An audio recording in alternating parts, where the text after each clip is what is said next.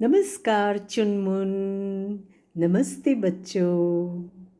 लो, फिर से आ गई नानी लेकर एपिसोड की तीसरी कहानी। अच्छा, पहले बताओ, कितने बच्चों ने चावल या पनीर में मटर डालकर खाई है? सबने? अरे वाह! नानी ने वैसे ही मटर के दाने की ये एक नई कहानी बनाई है। मटर का दाना कहानी कविता में ही आगे बढ़ेगी। नानी तरनी किताब से लेकर पढ़ेगी। मैकमिलन एजुकेशन के लिए नानी ने लिखी थी ये कहानी। आज आप सब प्यारे प्यारे बच्चों को सुनाएगी नानी वही कहानी अपनी जुबानी। तो अब आप समझ ही गए होंगे आज की कहानी का शीर्षक क्या है? मटर का दाना। ये कहानी तब की है जब बारिश न होने से इंसान, पौधे और जानवर पानी के लिए तरस रहे थे।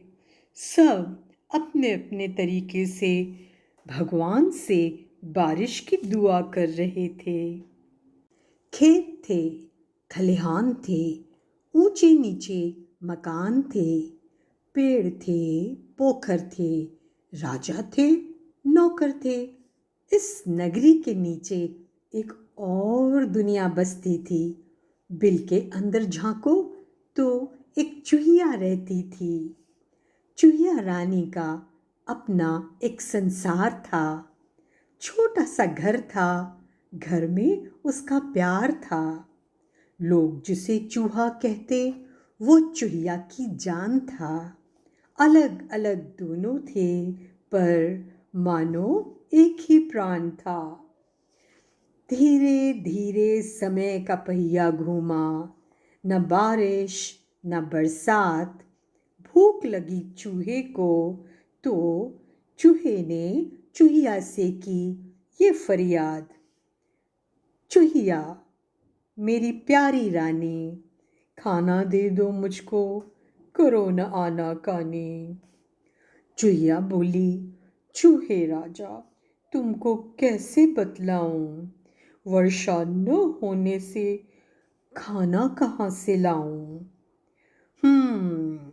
ठहरो, पड़ा है चावल का एक दाना, अभी बनाती हूँ उससे खाना।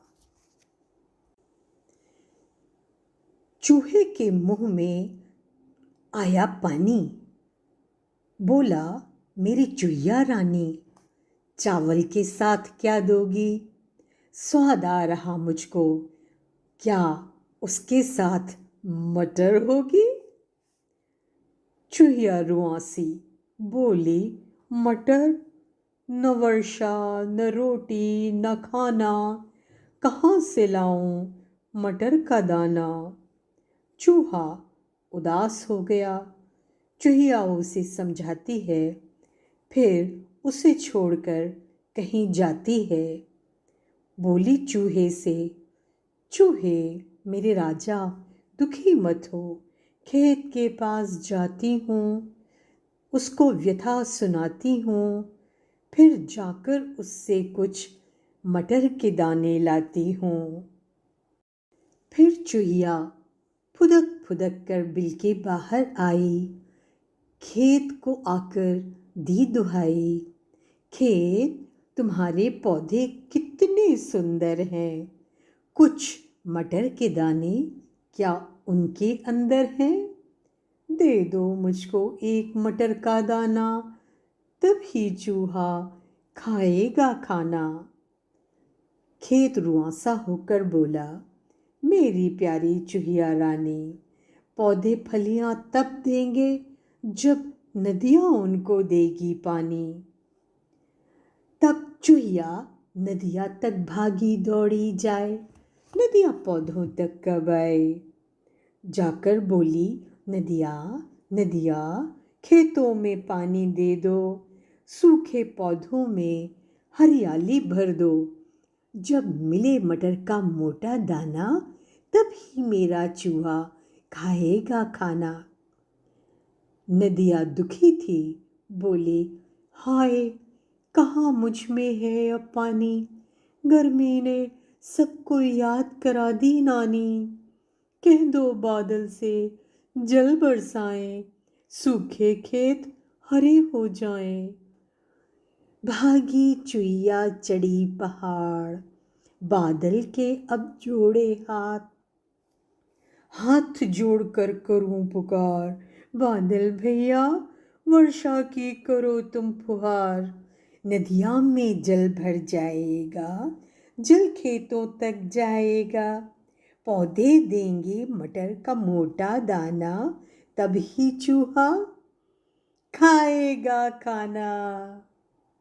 बच्चों, गरजने वाला बादल आज दुखी होकर बोला चूहिया से, चूहिया रानी, मैं भी प्यासा हूँ।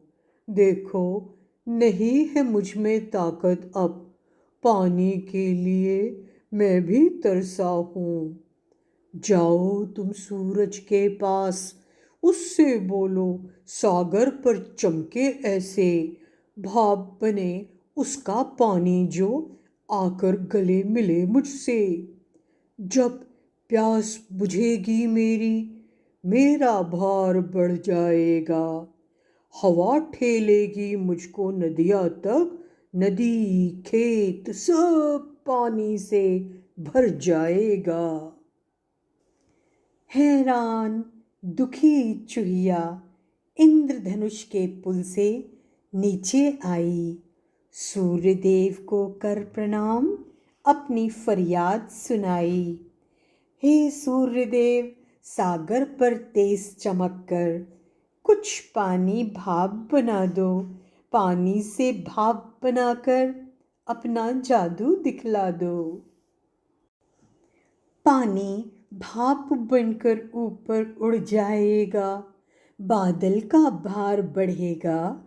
बरसेंगे बादल नदिया पर, नदिया देगी खेतों को पानी।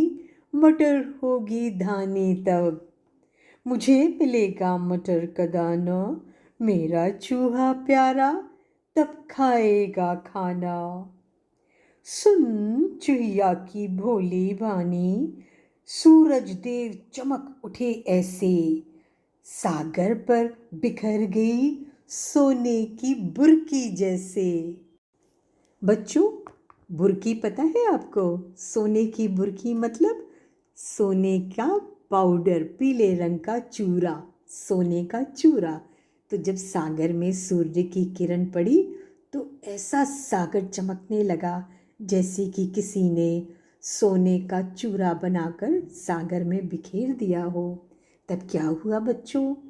उठने लगा धीरे धीरे पानी बनकर भाप।